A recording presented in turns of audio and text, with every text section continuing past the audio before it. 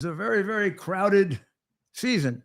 As you can see, I will tell you I have a some Christmas attire on because I was at the WABC Christmas party, which is the place I'm on radio at 3 to 4 every day, WABCradio.com, for a very, very interesting show. And then on Sundays, maybe the most interesting one of all, Uncovering the Truth from 10 to 11 with Dr.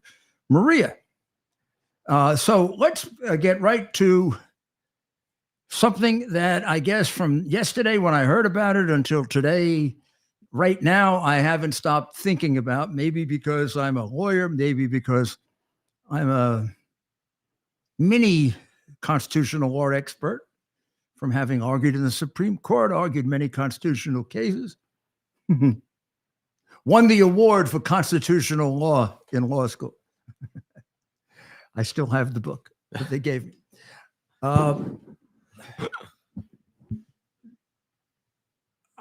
The 4 judges that wrote that opinion raped the Constitution.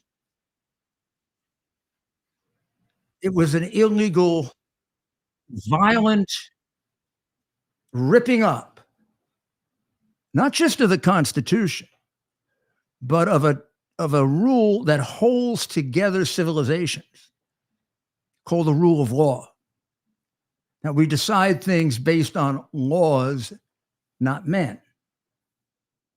I quoted for you last night the great line from A Man for All Seasons. I'll paraphrase it. When Sir Thomas More, Saint Thomas More, to those of us who are Catholics, Saint Thomas More tells his son-in-law, who wants him to just disobey the law without, good reasons. I mean, ultimately, Thomas More disobeys the law for good reasons, and for that he was martyred and became a saint of the Catholic Church, and is the patron saint of lawyers. He says to his nephew, Roper, this island of England is surrounded by laws. It's surrounded by laws as it's surrounded by trees and forests. And if you let the big wind that you want to embrace knock down those trees, when they come after you, Roper, who's going to protect you?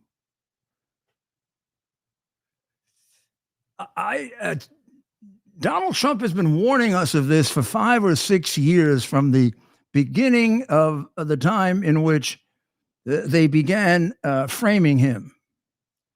I volunteered to be his lawyer years ago because I considered it a massive miscarriage of justice. I get very, very angry as a former extremely successful, honest, and honorable prosecutor when innocent men are pursued. I knew he was an innocent man, and I knew he was being pursued for political reasons. And I consider that an abomination of a free government. It has just escalated from there. It's escalated from there because the media has embraced it. The media has ignored it. The media understands it. And the media is complicit in the destruction of our rule of law. So let's jump ahead to the decision, and I'll quickly analyze it because I analyzed it last night, and I'm going to do a special a little bit later that'll be on for subscribers. I'll do a short sort of technical analysis of it, so you'll be able to quickly and easily understand the legal intricacies of it, which aren't really that complicated. But here's what happened. For the longest time, from the time it was passed, the 14th Amendment has contained these words, and the words were intended, and the concept was intended, so that rebels, people who had revolted against the United States of America, would not hold public office. This was done during the Reconstruction era, where you remember it went back and forth from being at times generous, kind of Lincoln's idea. Then Lincoln was assassinated. Johnson, the president who succeeded him, wanted to also do it, but didn't have the political power that Lincoln had. And also, I believe he was always suspected of being partial to the South. Could not have certainly suspected Lincoln of that. So those who wanted revenge against the South took some control. So one of the amendments they passed, of course, was the 14th Amendment, and basically it was to give due process to make certain that former slaves, Native Americans, all had due process of law. But it also then had two negative provisions in it, keeping people who were rebels from holding public office. Now, here's the language that is relevant. It's Section 3, parts of Section 3, and the very, very single sentence in Section 5, which is ignored by every one of the dishonest newspapers, as well as the dishonest judges.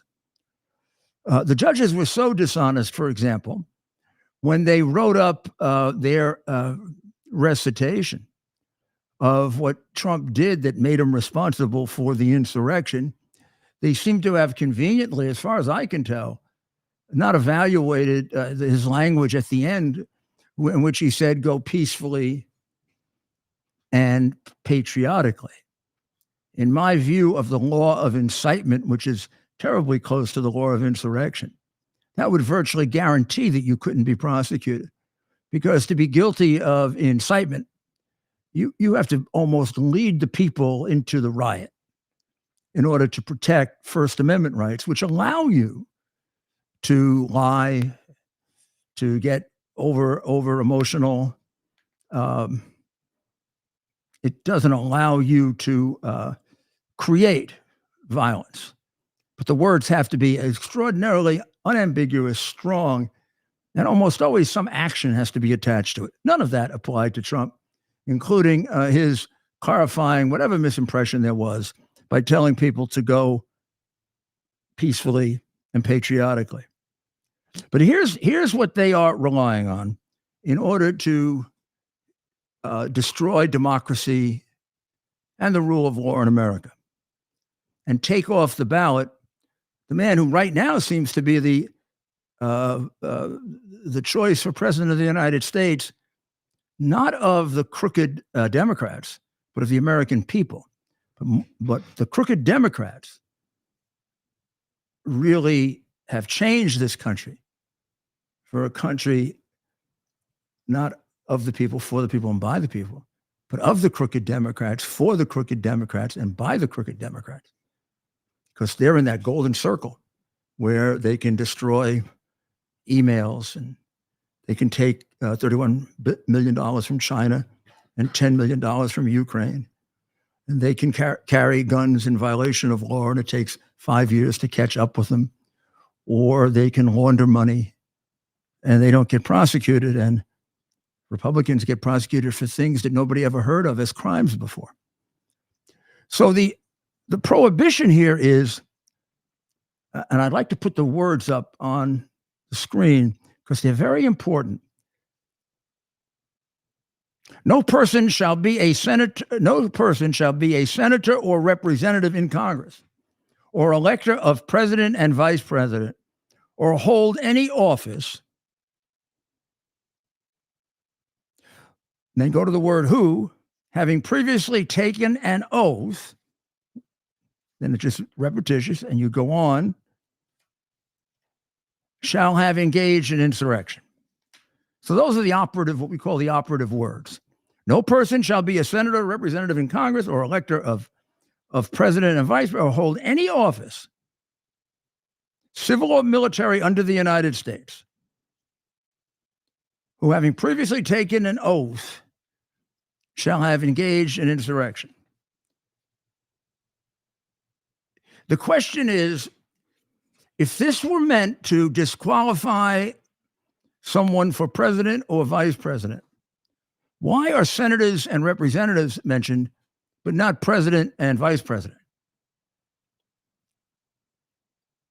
And we should not be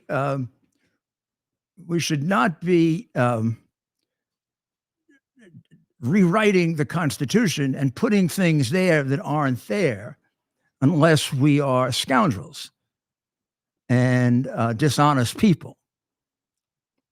This does not apply to the President of the United States. If they wanted to apply it to the President of the United States, believe me, they knew the word president, they knew the word vice president. It would have come before a senator or representative. And there is a good argument that you can take a catch-all phrase like hold any office and consider the presidency and vice presidency any office. That's reason number one why these 4 judges are intellectual prostitutes, do not deserve the name judge. It is not coincidental that they're all Democrats. It is not coincidental that every one of the 4 trials lined up for next year, which is unheard of, done to prevent him from being president, every single one is a Democratic prosecutor. And with the exception of the one in Florida, which is at a federal court, it's held in a crooked Democratic city. These are 4 Democrats. So they write the word president in there. It's not there. In order to disqualify a person from running for president who was otherwise qualified, and at this point looks like the choice of the people, the provision would have to be precise and unambiguous. I do not see the word president there or vice president, except for electors. It tells me they knew how to use the word president and vice president, but they didn't use it. Strike 1. Strike 2, before we get to the insurrection part, is Section 5. The Congress shall have the power to enforce by appropriate legislation the provisions of this article.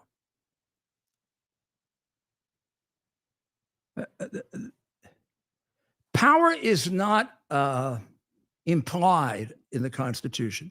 You don't infer power from the Constitution. One of the most basic things about constitutional interpretation, so that it can remain a country of laws and not men, is that power is specifically granted. Who has the power to enforce this legislation? The Congress shall have the power to enforce by appropriate legislation the provisions of this article.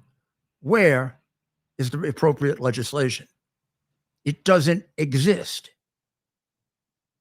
Where is there legislation where Congress says it applies to the president? It doesn't exist. Where is it? It's in the warped minds of these judges who have committed legal sacrilege and raped the Constitution. And finally, shall have engaged in insurrection. It doesn't say president. Congress has provided no enforcement mechanism or included the president. So how do you decide whether he committed insurrection? There's nothing here that grants these judges or their courts the right to hold a trial. And what kind of trial was it? The trial was a total violation of due process. They relied on rank hearsay from a highly prejudiced, completely discredited source, the J6 committee, made up, again, only of Democrats, no sanctioned Republicans, and 2 Republicans that despise the president so much, they have to take pills to relax themselves, I think. And it doesn't work very well. So they're taking their evidence from a lynch mob of highly disreputable congressmen who got caught lying about Russian collusion. They didn't have any witnesses. They weren't there. The people they got the evidence from weren't there. Finally, the people in the best place to come to a conclusion, even an unfair one, of insurrection, was the special prosecutor. Well, he's indicted about 1,000 people. You can't just decide the president engaged in insurrection when nobody has been charged with insurrection. Nobody. Who did the insurrection with him? He hasn't been charged with insurrection. And nobody else has been charged with insurrection. And 1,000 people have been charged. More important than that, there's been no proof of insurrection. No one's been convicted of it. No one is on trial to be convicted of it. And if you look at the facts of the case, not from the eyes of the warped, dishonest criminals on the J6 committee who tried to, by illegal means, remove a legally elected president through the Russian collusion frame-up or the hard drive cover-up, these are like real crimes. These are like stealing an election crimes. The hard drive, hiding it, wasn't stealing an election. These are the people that they rely on for something that's unheard of in the law. You convict somebody based on a report of a committee in which cross-examination wasn't allowed. Right to counsel was regularly quashed. Leaking was abundant. I think they may have gotten rid of their transcripts. They're so embarrassed of what they did. But there was no insurrection. Beyond everything else, you and I know enough of the facts now to know there was no insurrection. It just begins and ends with the fact that nobody had a weapon. What the hell kind of insurrection was this? With pitchforks? Are these people crazy? Insurrection? I mean, the only thing they could have done that would indicate they are crazier, more evil, or more corrupt than they are is to say it was worse than September 11 or Pearl Harbor or the Civil War, as some of the Democrats have done. And it's turning out, with the revelation of all of the film that has been released, of which 95% is still being withheld by these criminals, that this was very different than we thought. There were an undetermined large number of FBI agents in there and an undetermined large number of anti-Trump people in there. But the wrongdoers, the Democrats who were doing the framing, refused to give up all of the film. And even the film that has been shown is only 5% so far, and Johnson hasn't released all of it yet. I don't know what he's waiting for. But the reality is, Pelosi wouldn't have been sitting on her material, which is she's still sitting on, and the rest of them wouldn't, if it was going to help them. There is absolutely no basis anywhere in the law, in life, or in this universe for a finding of insurrection. Maybe it was a riot, or maybe it wasn't a riot. And maybe it was as much a product of entrapment as anything else by a entirely corrupt and corrupted FBI. All of that is possible. What is not possible is that it was an insurrection. If this isn't reversed by the Supreme Court, this country's gone. I mean, the head of El Salvador said that we have, America has one of the most corrupt legal systems in the world now. He's right. This doesn't stand alone, my friends. This comes after Hillary Clinton committed every damn crime that you could imagine. Joe Biden has had 30 years of taking millions and millions of dollars. From the day it came out, it was as clear as the nose on your face that he was taking bribes. When he said, I never talked to my son about it, didn't you know he was lying? When Hunter got $5 million from a crooked Ukrainian, who or what would be in Hunter's world that would be worth $5 million? His drugs? But you got to be a fool not to know that Biden is a massive crook. And you don't have to just know it now. All you have to do is take the time to go look at my podcast, which lay out a great deal of the material from the hard drive, which is conclusive, including Joe's own words in which he convicts himself. We have had sitting in the White House for all this time a man who could have been convicted a year before he went into the White House of not just bribery, but racketeering. He is a 30 to 35 year habitual criminal. And he is not the only one in his family. That family makes a mockery out of this country. And he's also cost many, many lives because of his utter, complete incompetence. Think of one alone. Would there be a war in Ukraine if Trump had been elected president and they hadn't cheated? There wouldn't have been. Well, while the Biden regime is by degrees removing our Constitution and moving us toward a communist, fascist, or whatever you would like to call it, state in which people are treated diametrically differently in court, depending on their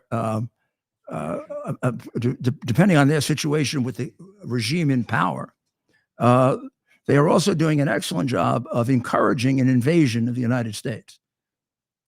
The border situation is nothing other than an invasion to change the nature of the United States of America and to destroy it as the country that we knew. Just think of all of the preparation for it with the tearing down of statues, the rewriting of history, all of the things done to get people to hate America, the angry words that come from Democrats about America, going back to Prince Obama, who began this, well-trained by communists as a young man, who began this with his apology tour, never had a good word really to say for America. I once was castigated terribly for saying, and I really said it quite honestly, just sort of like thinking, I said, I don't really ever have heard Obama say anything about loving America. I always remember every president talks about loving in America. I don't remember Obama saying it. I got accused of being a racist. I didn't say it because he was black. I said it because he never said he loved America.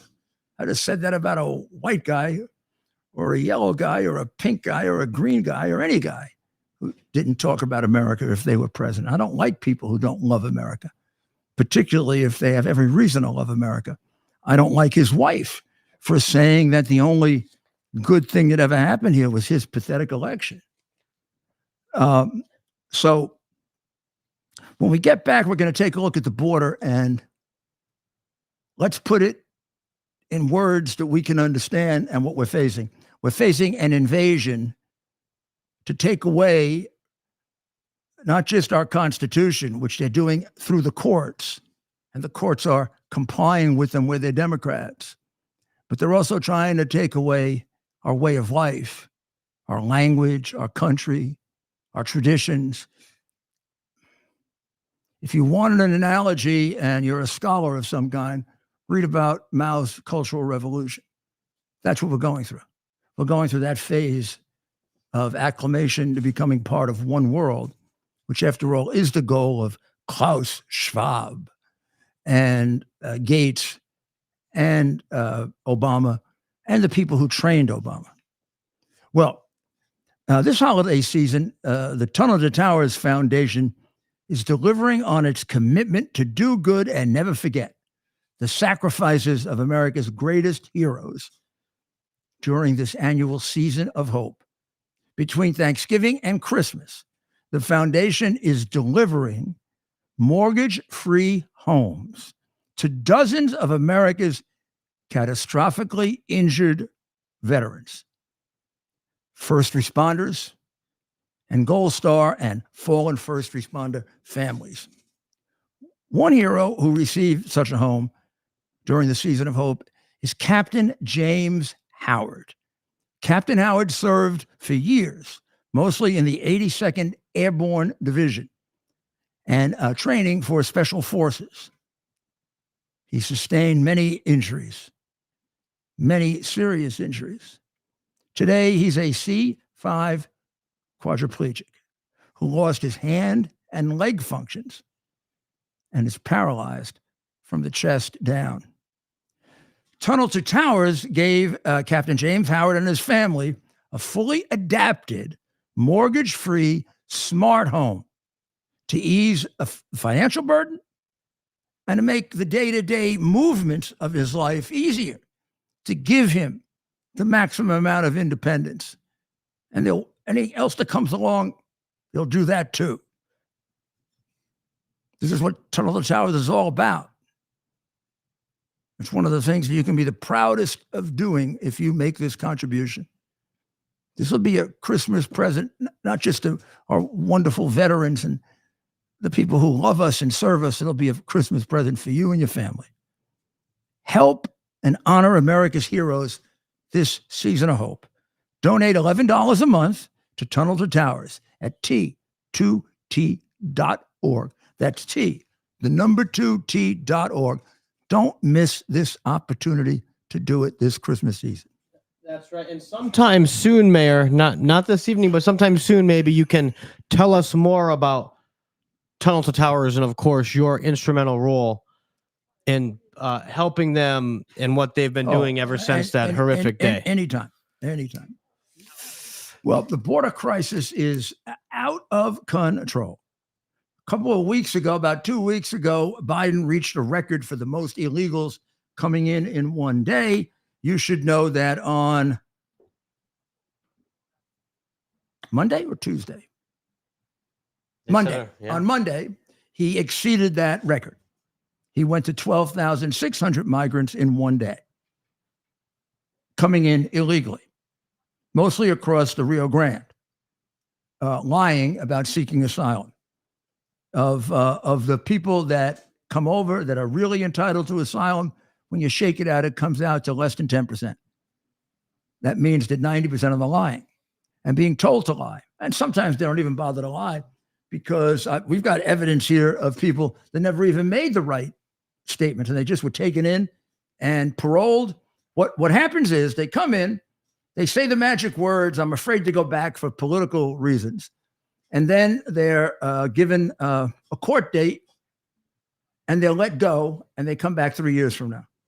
And on our dime, we bust them, take them to New York, Chicago, Los Angeles. Sometimes they complain where they are and they go someplace else. But now the numbers are getting at invasion status. And this should be a matter of impeachment, because he has done it to such an extent that he's violated his oath of office to execute the laws of the United States.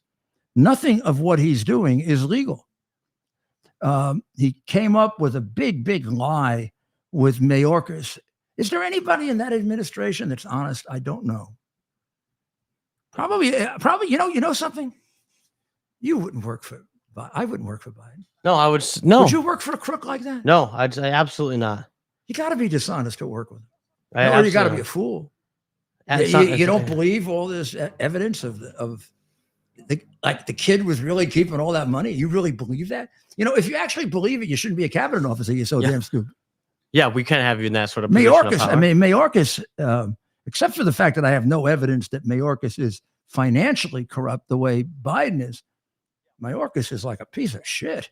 Wow, what a liar. The border is secure. Well, I'm going to treat you to a couple of numbers. You want to try numbers? What do they say? Numbers don't lie? Numbers don't lie, and that's the reason why Biden can't pronounce numbers. Remember, 100 billion, million, trillion, William? 607,400 and billion, trillion, William. He has always been stupid. I didn't know. He has always been evil. His granddaughter knows it. So he and Mayorkas came up with this con job last year. The con job was CBP One app. Here. I'm going to try to make this a little bit easier. CBP One app. Can you see that? CBP One app. Yes. CBP One app says that you have to ask outside the United States for an appointment to come in and ask for asylum. If you do that, the presumption is going to be that it's granted. But if you don't, you're going to be considered illegal, and the presumption is going to be that you're not, and you're going to be thrown out. So now we've been doing it for almost a year, and we're in more trouble than we were before we were doing it. We have more people coming in illegally. Yeah. You know why? Because they don't stick to it. The people use the app. They come in. They're added to the illegals because nothing that says they really are entitled to asylum. They just say it. But worse than that, large numbers, a couple 100,000 come in ignoring the app. They're supposed to be thrown out. Less than 30% of them are thrown out, and almost 80% of them are accepted by just saying, oh, we forgot. And then they're stuck in New York or Chicago or.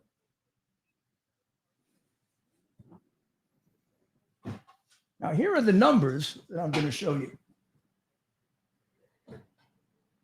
I want you to see this because you got to see it to understand it and why Trump has to be president. Can you see those top numbers? Yeah. Okay. So those top numbers, let me just move this around so I can see them too. Be careful. Be careful with that wire. Yeah. There we are. There are the numbers right there.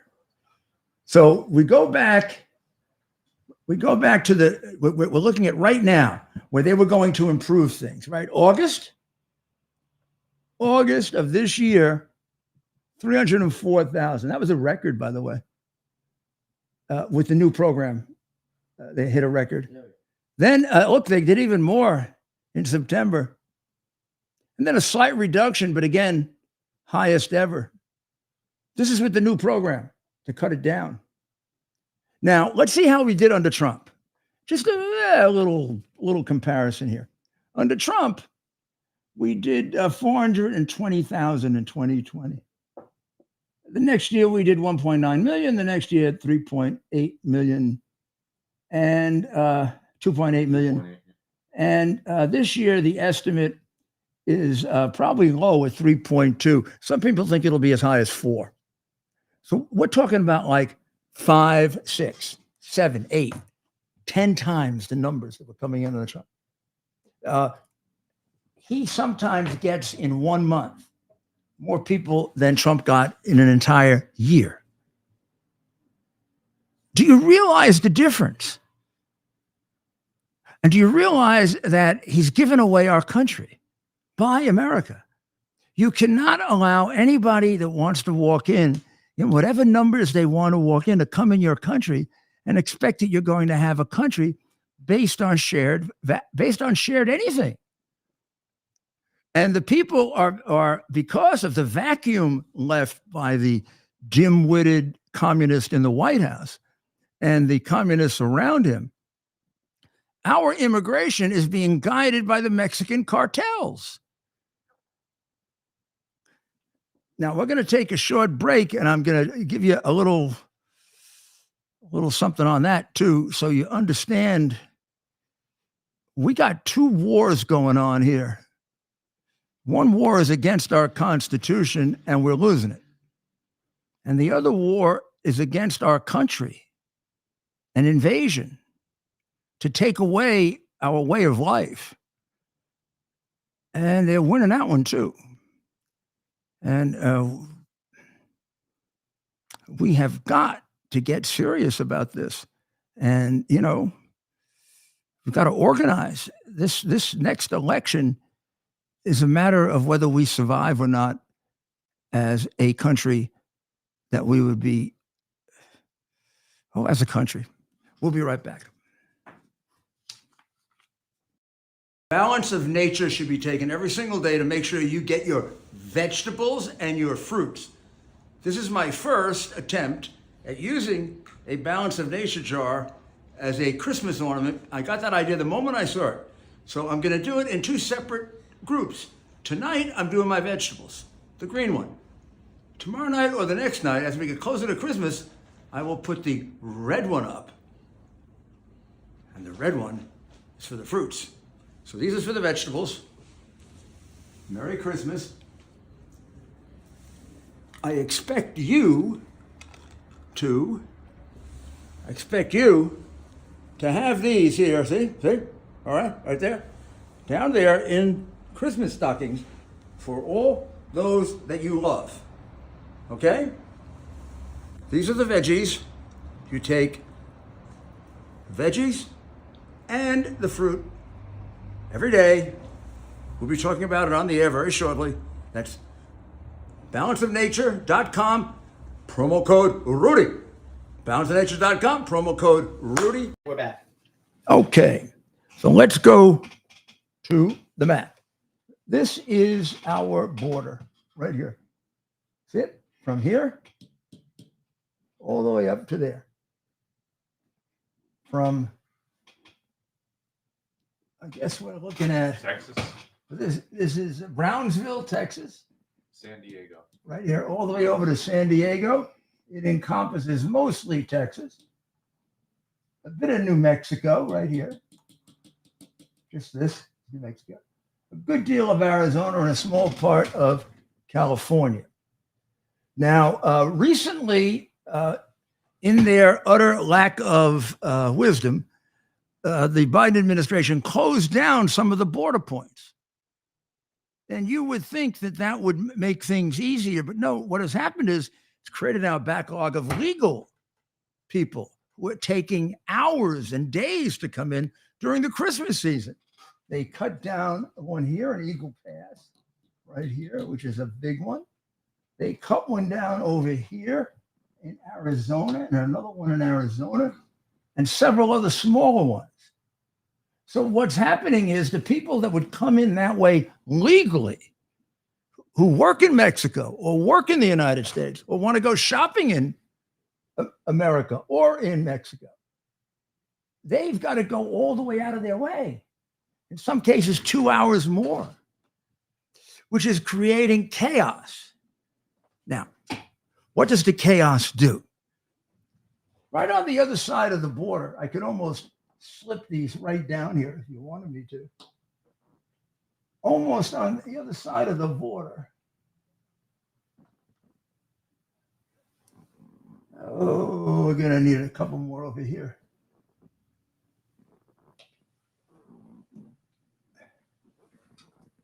See these? And then over here. Those are locations for the 4 main Mexican cartels and the 20 or so sub-cartels, smaller cartels, the ones who were operating in the room that's left by the big ones, the cheaper stuff that they're not going to pay attention to. For example,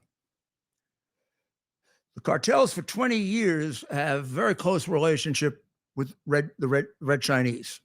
Even before fentanyl, they were doing drugs with the Chinese, and they've made billions with the Chinese. They are operatives of the Chinese Communist government, subcontractors. They have, from the very beginning, had a close relationship. They have a close relationship with ISIS, but they have a close relationship with all of the Islamic terrorist groups. They, of course, have close relationship with the other drug groups that still operate in Colombia, that operate in what's called the Golden Triangle, which is down in here. A lot of the drugs come up that way too. There are a couple of sea routes like this, and then land routes, which I can trace. I have maps of all of them. So since there's a vacuum and we don't control the border, we let anyone in who wants to come in. We do very little vetting. We know very little about them because there are too many for us to process. Look, we went from 420,000 a year to 3 million a year. And we have basically the same numbers, if not less. So we're letting anyone in that wants to come in. Finally, when you have a crisis like this and you start moving things around like they did, you make unapprehended entry much easier. They call it gotaways, but there really are three categories. There are the people that we encounter who come in illegally. You would think that was good. We encountered. No. 80% of them come through.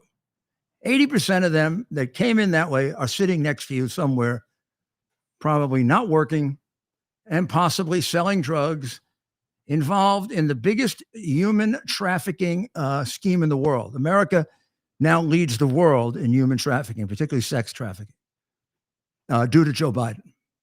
We lead the world in fentanyl, completely due to Joe Biden. The Chinese are conducting a war with us by killing our young people with fentanyl, which they bring up through Mexico. We do nothing about it. We don't stop them. When they're bringing over fentanyl, they know to use the room that's created between the areas that we're patrolling. The more we have to patrol, the more room they have. The more we're taken up with illegal people that we capture, the more time and room they have for illegal people we're never going to get to see. Now, here's the strange part of it. There are three categories, I told you. Category number one are the people that we call encounters. The numbers I showed you were encounters. Of those, 80% come in. That's and by the way, under Trump, the number was much lower. I'd have to get that for you. As you imagine, he was much tougher on granting these things because he actually applied the law. God forbid Biden should do that. I mean, doesn't do it in his personal life. Why the hell would he do it for you? So these people come in, they get it encountered. We write their names down. We know nothing else about them, and they come through. Then we have gotaways. These are people that we want to capture. We actually see them, but we can't get them because we're so busy with the group that we're putting on buses and sending all over the country. And and the busier we are, right? As that number went from 400,000 to 2 million and to 3 million and to 3.5 million, we become busier and busier and busier. And we miss more and more people. But we keep a record of them. 30 just got through. 50 just got through. 60 just got through. That's roughly 50% of the people we encounter. So if last year, what did I say? I said that 23 is probably going to end at about 3.2 million. It probably add another 1 million at least, conservatively, to that, to people that are gotaways. We wrote them down somewhere. 30 males just came through. We weren't able to stop them. Very rarely are they. Basically, these are, and all this stuff about families, forget it. That's liberal horseshit. Most of these people are military age men, particularly the ones from China. They're almost all men who look like they could easily be spies. Is there any reason why China wouldn't send spies to the United States? We're inviting them. Biden even closed down the program to throw out the spies that Trump had. Well, I mean, China owns them. What do you expect he's going to do? You voted for him. I didn't. Could you please get rid of him this time? Beyond the gotaways there, you never get to see them. They weren't in the group that you got to see. They're the ones who paid the big money. They're the ones who are bringing in the big-time fentanyl. They're the ones that are the big-time terrorists. They're the ones who are the heads of the sex trafficking rings. And they're giving the cartels $1 million or $2 million. And the cartels are guaranteeing uninterrupted entry. And with a border that large and a border force so overwhelmed and dispirited and demoralized and attacked by its own president and chief, who falsely accused them of whipping people, you think they forgot, Joe? You think they forgot that you are a damn liar? You think they have this much respect for you? Yeah, you're the president, but you're not a man. They know how many Americans you left behind to die in Afghanistan, you bum. I know men and women in uniform. They respect honor. You have no honor. You're a disgrace to this country. It's an embarrassment to be an American with you as president. Proudest thing I can say is I didn't vote for you. I work like hell to stop you from being elected, and I'm being persecuted by you and your fellow Democrats for telling the truth about you, you miserable bum. And history will record that you are the worst president in the history of this country. Not even going to be close. But boy, we got to get through the next year. So that's what we face. If you want to take a look over here, you can get a little picture, just a little picture of what it looks like on any given day at the border with these records being set. That border, by the way, I believe is El Paso, which, just in case before we take the map away, I love maps. I can't help it. Indulge me if I use too many maps, okay? El Paso's right here. Going to tell you a funny story about El Paso if I can. I was in El Paso about 10 years ago. It was at the time, Ciudad Juarez, right here, was the most dangerous city, they said, in I think in our hemisphere. El Paso was one of the safest at the time. Largely because the drug dealers would take their families, and the big time drug dealers, and this was during the Obama administration, where things were bad, but not as bad as this. And they all live in El Paso. So the drug dealers, kind of like what the mafia did in their neighborhoods, the drug dealers would keep El Paso pretty damn safe. And like their children, their daughters would go to high school they go to Catholic high school in El Paso, but they come from Juarez, or maybe further down. So I went and against all advice for security reasons and whatever, I went and gave a speech on reducing crime in back-to-back El Paso, Ciudad Juarez, and I was in Juarez for about 8 hours. Took a tour with the mayor, took a tour with the police commissioner. Had a great program. They were like nervous that I was going to get shot. I told them that I don't get shot. So the day was over, and I really had some very excellent, made some excellent progress, I think, with the police commissioner on things that he could do. And we had just been enormously successful in reducing crime in Medellin in Brazil, and he knew that. And we were telling him, John Houvain and I were telling him, what we did. And I said to John, maybe we should have dinner with him. So we said, why don't you find a restaurant here in Juarez and we'll have dinner and then we'll go back. He said, oh, I'm going home. I said, okay, but you could go home. He said, yeah, I'm going home too. Oh, don't tell anybody, but I live in El Paso.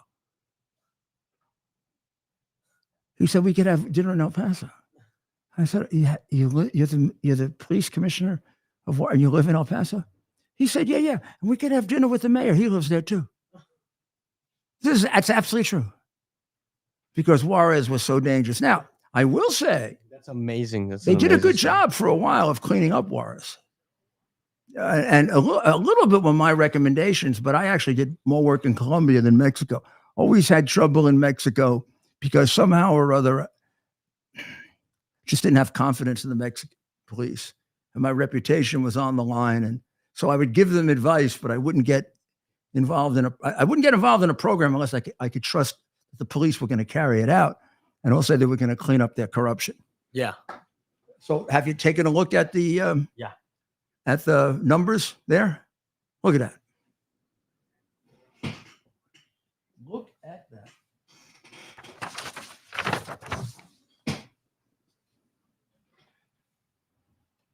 Hold that up. Yeah. Wow.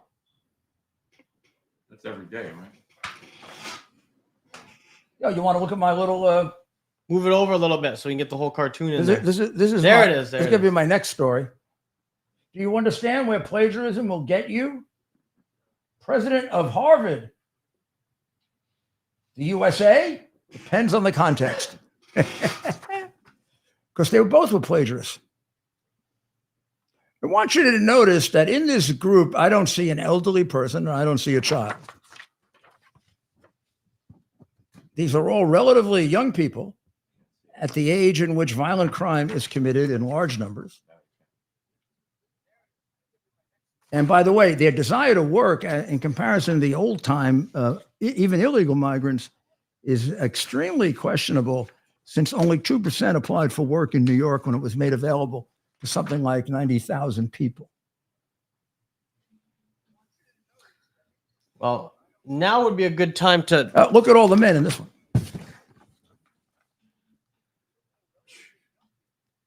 What do you think they're coming here for? How many of them have been brought in by the cartels and the terrorists? They have the open door. They can bring in as many as they want, I guess within some reason. What percentage? 10%? 20? 30? How many of them are ready to contribute to the U.S.?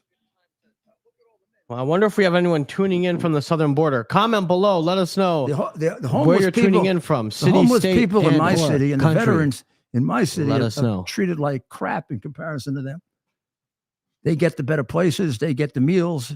They get to complain about where they're staying. Veterans get kicked out for them. Homeless people who are New Yorkers get kicked out for them. All because we have a traitor as a president. Where are you catching us from? Let us know. Comment below. This has to stop. It's an invasion. It should be treated as an invasion. Problem is, we're being invaded at a time in which we don't have a president that is president of the United States. He's president of China. Being paid by China. Why wouldn't he be president of China? We don't pay $1 million salaries to our presidents. If our presidents want millions of dollars, they have to steal it. We have Marion K from the Texas Panhandle tuning in. Comment below. Let us know where you're tuning in from, especially if you're on the southern border. And feel free to give us your perspective and thoughts in the comments below. So Alex Oliveira in the Post begins this article in a way that should just be read to you as a warning.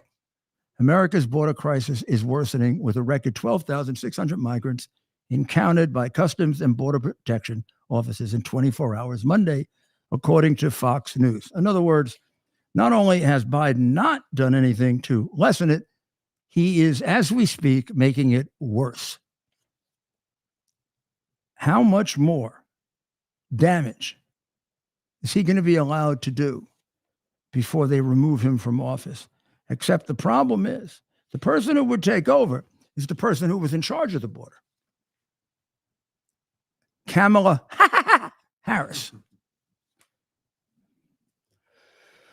Well, did we do our Balance of Nature commercial? We did, but we haven't. Did we do our QUX commercial? That's where we're at now. Well, I tell you what, I'll do the Balance of Nature right now. I want to show you. Last night I showed you how to put one together. This one's going on the tree now. I'm going to have 2 on my tree. Tomorrow night, I think we'll broadcast from the tree, Ted. How's that? Maybe tomorrow is Thursday and Friday before Christmas. Why don't we broadcast? With the tree behind us, we'll set the whole table up. Yeah, we'll see if we can do that, at least part of the broadcast. Of course we can. And tonight, after this show, we're going to quit kind of on time, and I'm going to do a special for our wonderful people who are subscribers, because we're going to ask more of you to become subscribers on So we're going to end at 9 p.m. on X, because at least we're going to begin twice a week. Eventually, we'll have content for every night. We will give you special reports and also allow questioning and just a whole group of things. But tonight, I'm going to give you kind of an inside look at the case and what's going to happen to it in Colorado from knowing that area about as well as anybody. And so to get that full breakdown, you'll want to subscribe to our X account. Just $10 a month. Head over to X, formerly known as Twitter. Hit that subscribe button, and you'll get tonight's special video and future exclusive content that'll only be to subscribers.